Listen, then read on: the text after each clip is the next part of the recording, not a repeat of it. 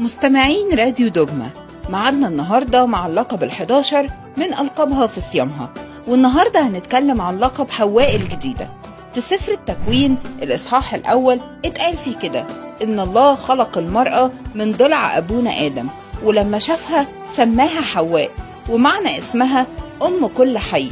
وطبعا كلنا عارفين قصة سقوط آدم وحواء في الخطية، واللي بسببها قرر ربنا يسوع إنه يفدي البشرية، لكنه بتجسده وصلبه وقيامته مش بس فدى البشرية، لا ده يتقال عنه في الإنجيل إنه في المسيح خليقة جديدة.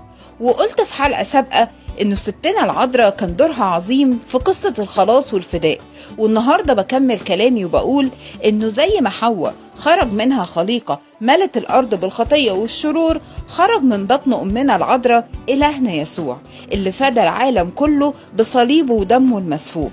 فربنا يسوع هو آدم الجديد، والست العذراء حواء الجديدة بكل تأكيد.